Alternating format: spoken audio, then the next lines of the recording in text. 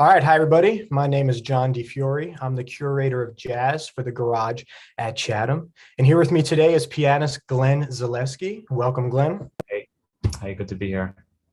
All right. So Glenn will be coming up on August 20th to perform a solo piano concert for our jazz festival at the Garage at Chatham.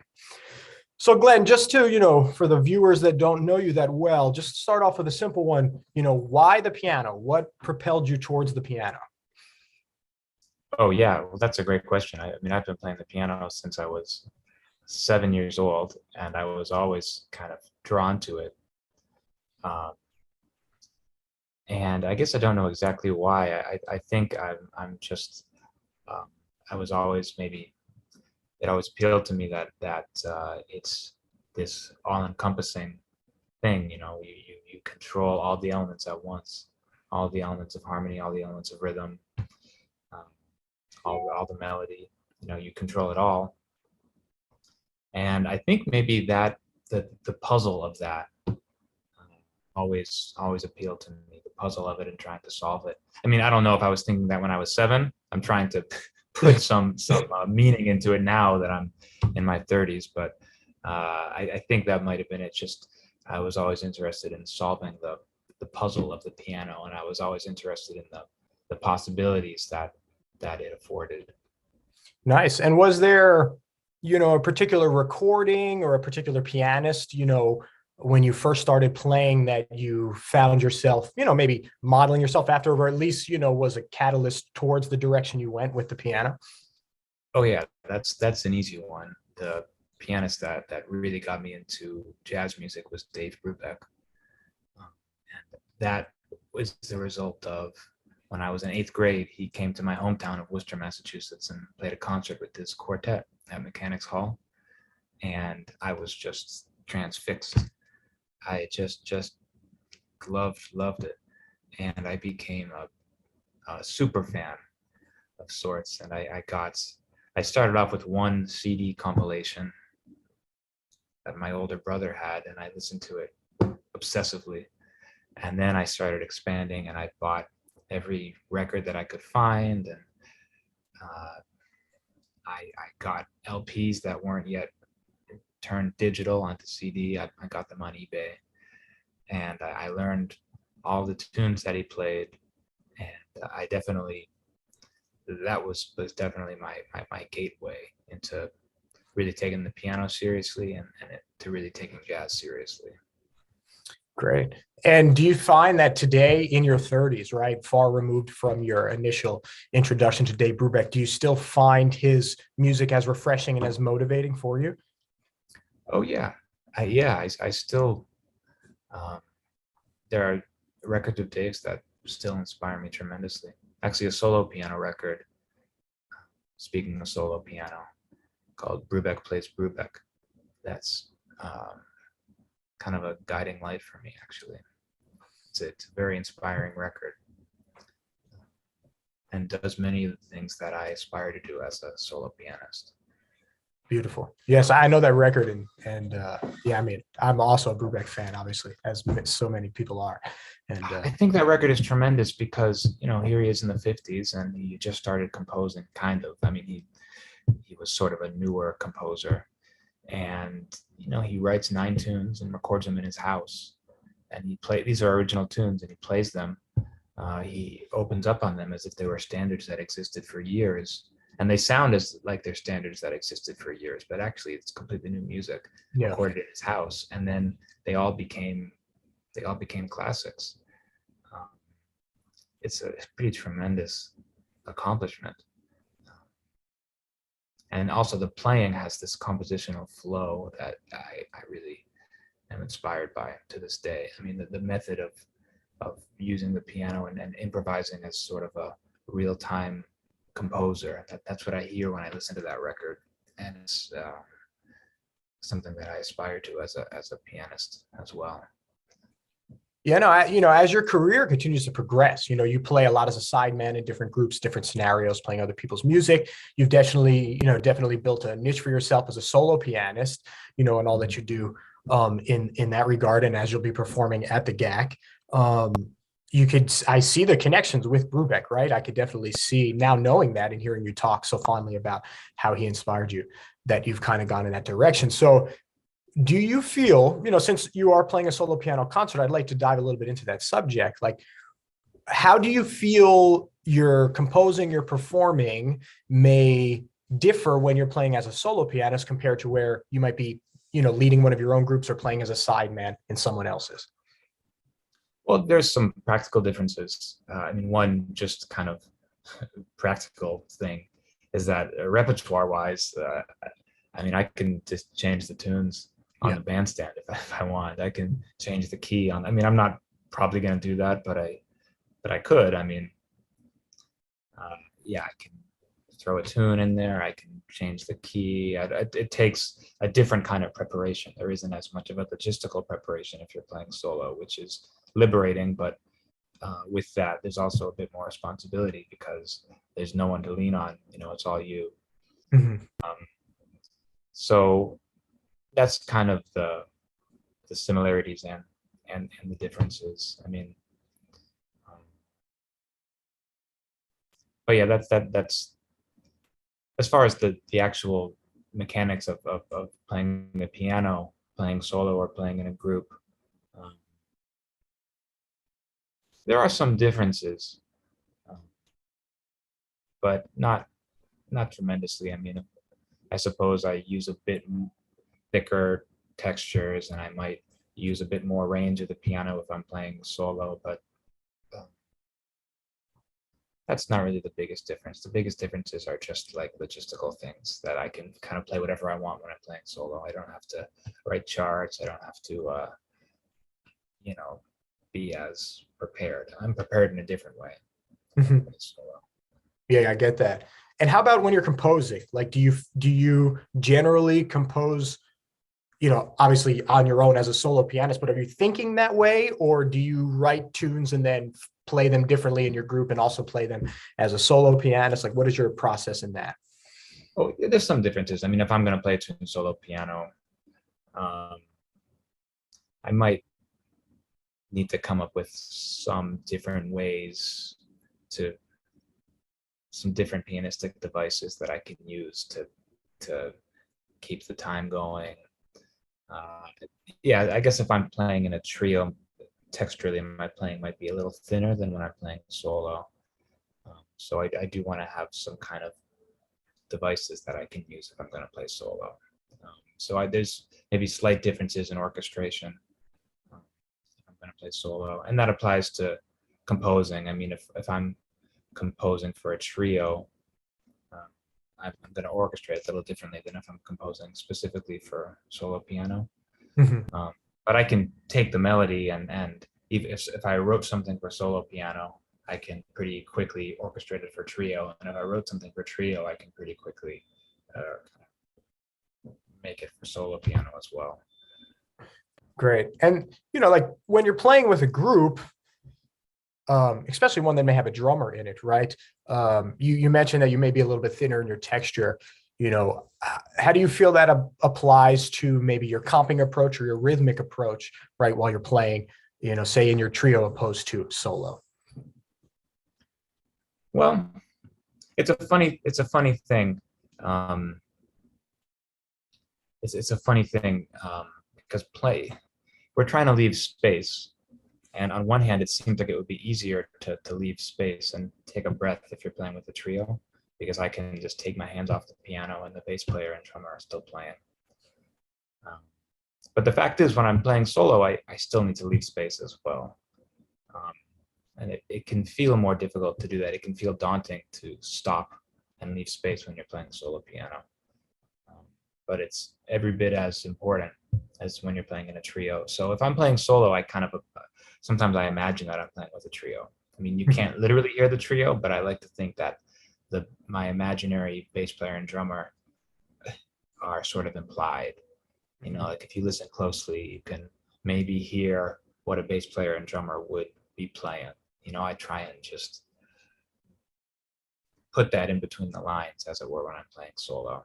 And imagining my own bass player and drummer when I'm playing solo helps me to keep the time going and helps me to leave space. Um, so maybe that's the difference. If I'm playing trio, then I have a literal bass player and drummer. But if I'm playing solo, the bass player and drummer are in my head. They're imaginary. Mhm. But actually, some of the greatest compliments that I've received, because when I'm playing solo, yeah, I do want to leave space, and I do want to invite the listener to imagine a drummer. And some of the greatest compliments I've received is I've had drummer friends play along. I have some solo piano tracks, and some drummers would play along to the tracks. And the fact that they feel comfortable doing that and they want to do it, they're inspired to play along, Mhm. then that makes me feel like I'm doing my job right. Because if that energy is coming out of the piano by itself, and that somebody wanted to play along with it, and that the time was clear enough that they wanted to kind of dance and play along with it, then Yeah. that's a high compliment, and that's kind of what I want to evoke when I'm playing solo. Nice, great. So I know you just released another solo album. Maybe you want to talk a little bit about the repertoire on there and your process in making that record. Yeah, happily. Yeah, I just put out a record. It's called Solo Volume 2. Volume 1 came out about 4 or 5 years ago, and now I'm quite a bit further along. So I think Volume 2 is a real progression for me. And I'll be playing a lot of that music. I mean, it's only 6 tunes, so I think I'll play at least some of that music at the garage. Great. And the way the record came about was the tracks were all recorded during the pandemic. And there's a studio nearby my apartment in Brooklyn. And over the course of the pandemic, I went there 3 times, and I did 3 solo piano sessions. And they were kind of casual. I mean, I just played standards that I like to play. But the sessions were very therapeutic for me because I felt like I had 2 hours to get out all these pent up ideas, because we weren't playing gigs or weren't performing. And honestly, I wasn't practicing very much because I was at home with a baby, and I wasn't really practicing very much, but I was thinking about a lot, and I had a lot of pent up ideas. So then when I finally got to go to the studio and have these sessions, it was very therapeutic. And it was kind of strange, because even though I wasn't literally practicing as much as I used to, I felt like more was coming out than before. So I recorded over the course of these 3 sessions probably 40 tunes, and I actually most of them are they're also filmed, and most of them are available. I put them up on my Patreon page for Patreon supporters as a perk, Mhm. But I decided to compile 6 of them and get them remastered, and I just put them out as an album, and that's what Solo Volume 2 is. Great. And you said that you recorded 40 tunes within those 3 sessions. Did you go in knowing the tunes you were going to record, or did you just sit down at the piano and play, with the mics on and the tunes, as you might just, Yeah, I had a list. For each session, I had a list of tunes. I had a list of probably 20, 25 tunes for each session. And I didn't have time to play all of them at each session, but I just went in and I had some idea of repertoire, although I also called some audibles, which is the great thing about solo piano. You can just, if you hear a song on the radio that morning and you actually want to play it, you can just do it playing solo piano. Yeah, you But I definitely. did have some roadmap, I had, and I usually try and have, different varieties of tunes, some slow tunes, some fast tunes, some major tunes, some minor tunes, some even eighths, some swing, Mhm. some of this feel, some of that feel. I do want it to be curated in a way that's kind of complete. I don't want it to be all one-sided. So how did you narrow it down to 6 from 40? Well, I I had listened to them, and I mean, I kind of picked the 6, just the 6 that I considered to be the strongest, that also were complementary, that made a nice set, not all ballads, but not all right, not all major, not all minor, that kind of thing. But generally it wasn't very hard to pick, because I just picked the 6 that I considered to be the strongest. Nice. Now you brought up your Patreon page, right? And I know that you're very active in that and you have a lot of, things going on there. So for the, viewers that aren't aware of what you're doing on Patreon, maybe you'd like to talk a little bit about the perks you have going on there. Yeah, I started Patreon um, at the start of the pandemic. Um, I actually planned on starting Patreon. My son was born on February 19th, 2020. And then, of course, the pandemic hit a few weeks later. But I had planned on starting this Patreon when my son was born. So it just ended up being a sort of good timing in a way. And what it is, I have some educational content, and every month I put up an educational video or two, which is similar to the things I have on YouTube. And I also put up solo piano videos. And I also do a monthly live stream where I play a short concert from right here in my apartment. Nice. And I do a Q&A and I play a bit. And also through that page I do private lessons. So I have private students that sign up through Patreon. So it's just kind of like a little network, or a little, what's the word I'm looking for? Just a little community of piano stuff. It's piano performances and piano educational stuff and piano discussions. So it's just a little piano world that's been growing slowly but steadily since I started, and it's been a great opportunity. I have people that are from all over the world. I have people in Japan, I have people in California, I have people in Europe. Yeah, that's definitely one of the advantages to a platform like that, is that you're not geographically, limited to the people that you can work with. Oh yeah, it's been amazing to have lessons. I mean, before the pandemic, I don't think I ever taught a Skype or a Zoom lesson. I actually would have considered it to be just not something I wanted to do at all. But then the pandemic hit, and it's actually been a nice thing. And yeah, connecting with people from all over the world. Yeah, which is great. It's great to have that avenue open a little bit. So when you come up to the GAC, you said that you'd probably play some of the music that is on your solo volume 2, but do you have any other ideas about what you're prepared to play? Well, yeah, so I'll play the solo volume 2 stuff, and I'm going to play some Mulgrew Miller tunes, Great. which is something that I talked about with Tom. But that's pretty easy to do because I've played a lot of Mulgrew's music. And I've recorded some of Mulgrew's music, not on my own albums yet, but as a sideman, I've recorded a decent amount of Mulgrew's music, so I kind of know a lot of those tunes, know a lot of Mulgrew's tunes. Yeah, not a lot. I know like 4 or 5 Mulgrew tunes that are just kind of in my fingers. So I'm gonna play a few of those, and yeah, just some other, maybe a few originals. And yeah, that's about it. Great. Yeah, Mulgrew's songbook is so great, and the stuff he did solo himself or with his trios or with Wingspan. I mean, it's always such a treat to hear Mulgrew's music performed and to kind of carry his lineage on after his passing. Yeah, he's got a lot of great tunes, and I feel like they're coming more to the forefront now. Yeah, which is good. Yeah, it's such rich music, and there's so much great stuff in there. I've heard many people talk about how he was really one of the last kind of innovators from his generation, and to take on this kind of new approach, which is great. Yeah, I mean, he took the language and put his stamp on it.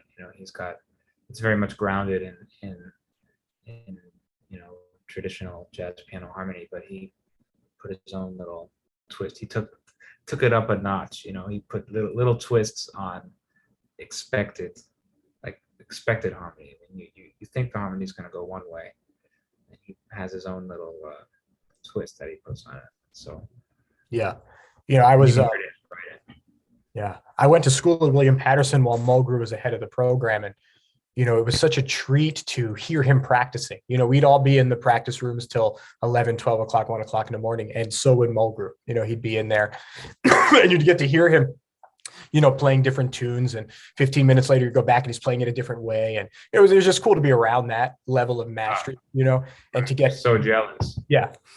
Yeah. And he was such a genuine person. I mean, it's just a beautiful guy. And, next year will be 10 years of his passing. And hopefully our plans are to do a tribute concert to him up at the GAC next summer. So great. Yeah. Hopefully we're going to keep that torch moving forward a little bit. Yeah, that's beautiful. Yeah, I'm jealous that you got to hang out with Mo so much. Yeah. He was, aside from being this incredible player, he would always be down to play with anybody too. He was such a humble person, but he was kind of like the guy that you wanted to be like when you grew up, and aside from his musical abilities, just him as a person, how warm he was to everybody, the command he could have over a room in such a positive way, not like he needed to be an authority by any means, but, his ability to have people gravitate towards him because of his beauty was really amazing. And I'm so thankful to be able to be around that, the time I was. That's so cool. Yeah. Well, Glenn, man, thanks for taking the time to talk to me today. Again, for our viewers out there, this is the great pianist Glenn Zaleski. He'll be joining us on Saturday, August 20th, playing a solo concert. Please check him out, glennzaleski.com. You can find him on Patreon. And of course, don't forget about the garage at chatham.com. You can get all the information you need for the concerts past, present, and future. All right, Glenn, enjoy the rest of your day, man. I'll see you soon. Hey, thanks, John. Good to see you. Take care, bud.